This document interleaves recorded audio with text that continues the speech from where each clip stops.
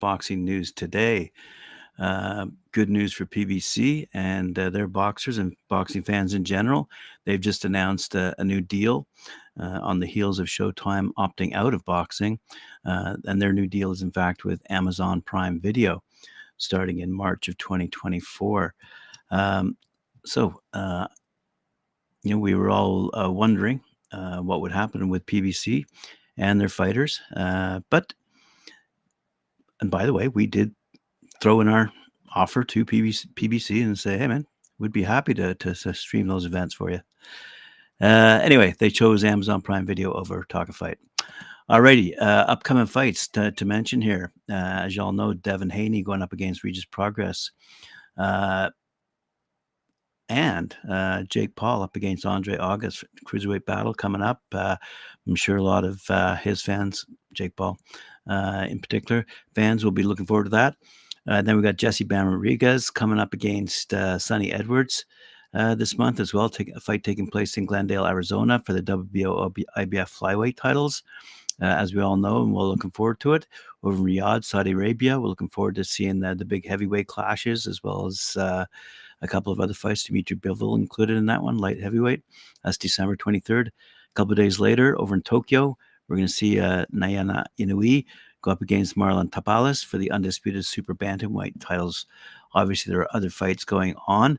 I just wanted to quickly mention a couple of fights in particular. One going on in, let's have a quick look here. Where's it gone? Oh, yes. The WBA is putting on a KO to Drugs fight. I believe that's taking place down in Orlando, Florida, put on by Box Lab Promotions. Big fight taking place, I believe, this weekend. Coming up soon, headlined by Adalberto Amara and going up against Fredemil Macayo. That's for the WBA Fedelatin lightweight title. And we've also got Kevin Brown going up against Marcos Jimenez for the WBA Continental Americas super lightweight title. And there's 1, 2, 3, 4, 5, 6, 7, 8, 9, 10 other matches going on. That it's going to be a great evening of fighting down in Orlando. Also, weights have come in from Bethlehem, Pennsylvania. A ton of fights matching those going on in Orlando. Wow, I must say 1, 3, 4, 5, 6, 7, 8, 9, 10, 11, 12, 13, 14 fights taking place at the Wind Creek Event Center, put on by King's Promotion. You can see that on boxingtv.com. First bell, 6:45 p.m. Eastern Time. Anyway, this is all a wind-up, as you know, to the Haney Progress fight for the WBC super lightweight title. As I said, it's coming on tomorrow night. They've also got the Rubisi Ramirez versus Rafael Espinoza fight. I've been talking about these fights for a while now. Followed by the next day, Chris Bill and Smith on Peacock going up against Mateusz Masternak for the WBO cruiserweight title. A couple of days after that, on ProBox TV, we've got Batyr Jukambayev versus Muhammad Mamir for the super lightweight title. As I mentioned, Jake Paul up against Andre August, for those fans of Jake Paul. December 16th, as I said, on DAZN, Jesse Bam Rodriguez versus Sonny Edwards, one of Showtime's certainly last fights. David Morrell going up against Sene Akbiko for the WBA super middleweight title. That's December 16th. As I say, we've got that big fight December 23rd. December 26th is the fight in Tokyo.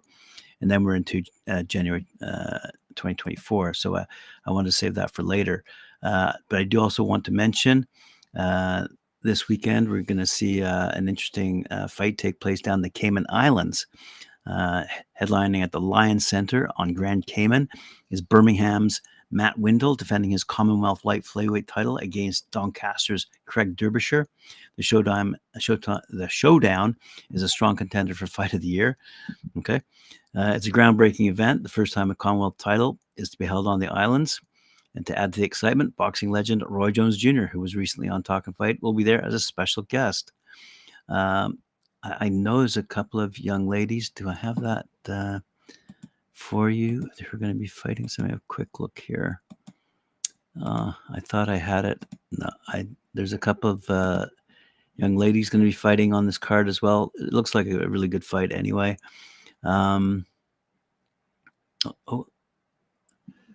because I know one of the ladies fighting was from Canada. Oh, yes, here we go. Katie Healy versus Shelley Barnett for a super bantam bout. They're on the undercard of the Matt Windle, Craig Derbyshire fight. Michael Dasmarinas going up toe-to-toe against Jorge Sanchez for featherweight bout. Eric Moon going up against Mikhail Miller, super middleweight bout. Harvey Dykes going up against Danielle Payne, heavyweights. John Elroy Fruto, toe-to-toe against Roxy Lamb. And Jose Soquita going up against Eduardo Avila in a super lightweight bout. So good night of fighting taking place at the Line Center down in Georgetown, Cayman Islands. Again, great if you're down that neck of the woods. Great place to see a fight for sure. Don't forget, there's also a fight going on at York Hall over in London. It's going on in a few hours' time. Might should be going on right now, actually. Elliot Whale, 7-0, going up against Darren Tetley in a welterweight battle. Archie Sharp, 23-0, going up against Victor Julio for a super featherweight battle. Nelson Heisa, 13-0, going up against Luis Jose Martin Garcia, 13-5 in a heavyweight battle. Frank Arnold, 9-1-1, going up against Christian Navaz, super featherweight. And then rounding that out, Sunny Hardy, Engel Gamaz, Shauna O'Keefe versus Avaida Masakete, Navid Aran versus Balraj Kara, Joel Bartel going up against Arjom Sparta, George Mitchell, his opponent will be announced shortly, and Arnie Dawson going up against Ricky Leach. So good night of fighting coming up in a few hours' time down at York Hall in London. Just in case y'all were wondering with respect to that heavyweight fight between Tyson Fury and Alexander Usyk, you'll be happy to know that good old Ebony Bridges is making headlines in the UK by actually predicting the winner of the fight. And this is what she had to say. I always believed that Tyson was stronger in this confrontation. He underestimated Francis Ngannou in the last fight, but I will still bet on Fury. He's too big, fast, and strong. Okay. I can't say with certainty that Alexander has enough power to beat Tyson. So anyway, so I guess there's a little bit of a disclaimer into her commentary, making headlines over in the UK right now. Then I want to mention a little article came out on ESPN that we all should be interested in, because we here at Talkin' Fight are always talking about the up-and-comers and giving them their shot in the limelight well before they're even mentioned in mainstream media. But here, ESPN is naming their top 25 fighters under the age of 25. So, for example, Teofimo Lopez was ESPN's best fighter under the age of 25 in 2021. After aging out, Devin Haney took the top spot in 2022. And now with Haney having turned 25 on November 17th, the number one spot belongs to Jesse Bam Rodriguez, whose name I just recently mentioned. Anyway, like Lopez before him, Haney also became the undisputed lightweight champ, and Bam, who will fight for a second time, as I said, in a week's time, in the flyweight unification bout against fellow champion Sonny Edwards, could follow on their steps after capturing a flyweight world title back in April. Rodriguez, as you know, is also former junior bantamweight champ. Anyway, let's have a quick look at their list and then see what we have to say about number one. As I just said, Jesse Bam Rodriguez. He's 18-0, 11 knockouts, fighting in the flyweight division, and he's the WBO flyweight champion, 23 years of age, by the way. Number two, Jared Anderson, one of our favorites, 16-0, 15 knockouts, heavyweight, 24 years old, and in 2022 was ranked number 8. Number three, Keyshawn Davis, 9-0, 6 knockouts, lightweight division, 24 years of age. Number four, Xander Zayas, 17-0, junior middleweight contender, 21 years of age. Wow, he's got a long, wow, good for him. Diego Pacheco, number 5, 20-0, super middleweight, 22 years old. Look out for this guy. Number 6, Brandon Lee, 28-0, junior welterweight contender. Wow, 24 years old. With a 20-21 record, 16 knockouts in the junior middleweight division, Jesus Ramos, number 7. Number 8, Edwin De Los Santos, mentioned often here on Talkin' Fight, 16-2 in the lightweight division. First woman on the list, top 10. She's coming in at number 9. Gabriela Fundora, 12-0, 5 knockouts, IBF flyweight champ, 21 years of age. Younger sister of former WBC interim junior middleweight champ, Sebastian Fundora. Let's have a look here. Number 10, Ricardo Sandoval, 23-2 in the flyweight division, 24 years of age. Number 11, Elijah Garcia, 16-0 in the middleweight division. And Jinjiro Shigioka, 10-0, strawweight champ in the IBF ranks, and coming in at number 12. Number 13, Raymond Ford, 14-0-1, 7 knockouts as a featherweight. Number 14, Abdullah Mason, mentioned him an awful lot, lightweight. Let's have a quick look here, see if he's got any upcoming fights. Nothing that I can see. Number 15, Emiliano Vargas, 8-0, lightweight, 19 years of age. Number 16, Michaela Lejon, IBF junior bantamweight champ, or former IBF junior bantamweight champ.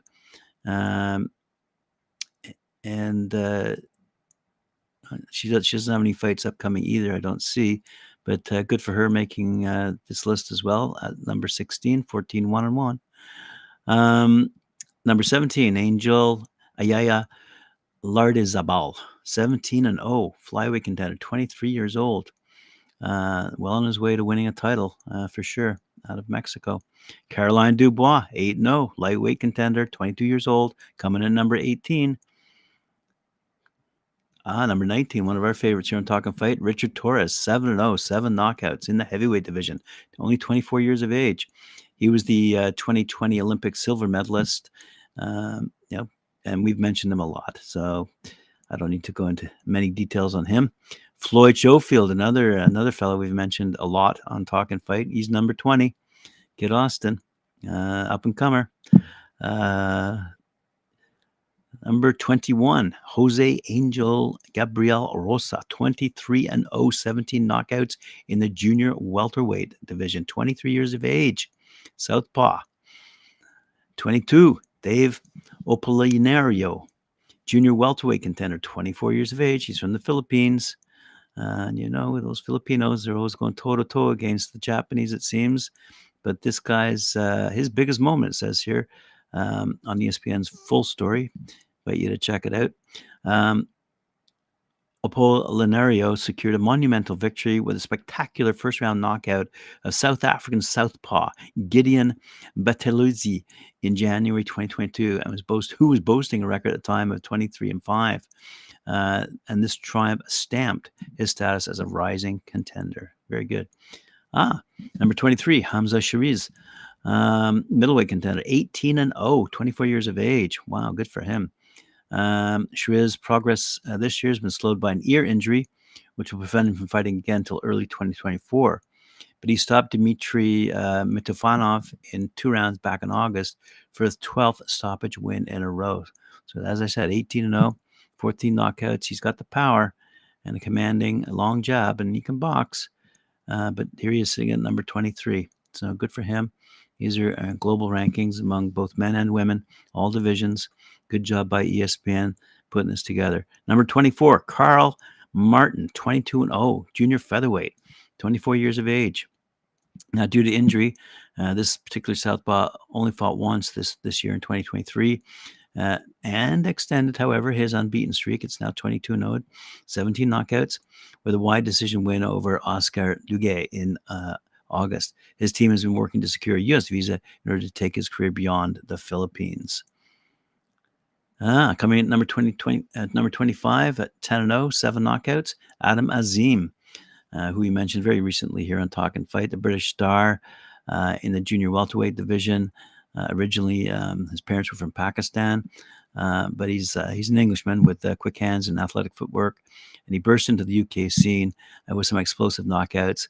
And with just 10 pro fights under his belt, the assassin is unproven. But he did show his chops on the amateur circuit with 10 national titles and a number 1 world ranking as a youth. So his biggest moment really came in the latest outing with a 10th round technical knockout of Frank Pettigene on November 18th. Pettigene was most experienced opponent to date, and Azim proved he could carry his power late in the fight after flooring his foe in round number 5. Azim has gone the 10-round distance in 2 previous bouts as well, so it was a good showing for him to stop his opponent in the first scheduled 12-rounder.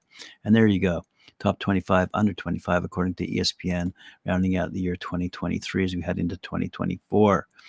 I had earlier mentioned Teofimo Lopez and his high expectations in the money division, if you will. Anyway, so that promoted Eddie Hearn to say a few things, which he feels is causing him to be benched.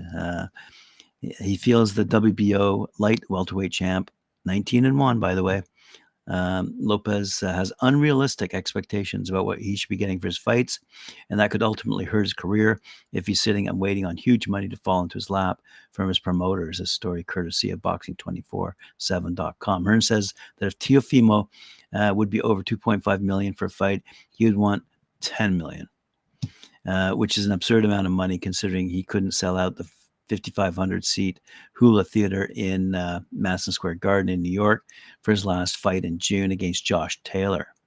Teofimo, 26 years of age, seems to think that his victory was over an old, injured, and much smaller Vasily Lomachenko back in 2020, and his recent win against a washed-up Josh Taylor should translate him to making the big bucks. The reality is that Teofimo isn't popular with casual boxing fans because he hasn't fought enough yet. And his one big victory over Lomachenko was followed by a loss to George Kambosos Jr., which we all remember quite well. So, said Eddie Hearn, I don't think he's a free agent. Boxing needs people like Teofimo Lopez. Teofimo is one of those guys that has unrealistic financial expectations for his fights. I actually feel for Bob Arum and those guys because can you imagine the conversation? All right, Teo, we want you to fight on Heisman night in a standard defense against someone. It's unclear what Arum will do with Teofimo, if he's going to sit and wait for massive money or to be thrown at him by ESPN, because if it doesn't happen, he could sit for years unless he changes his tune. Hearn says Teofimo could have fought since his victory over Taylor, but he's chosen not to. And he doesn't have any fights scheduled. It wouldn't be surprising if he's still sitting on the sidelines next June, having sat out an entire year waiting on big money to be thrown at him by Arum. Says Hearn, Arum probably says to Teofimo, let's fight on December 9th. I'm going to give you $2 million, $2.5 million for voluntary defense against anyone you want. Arnold Barboza, whoever.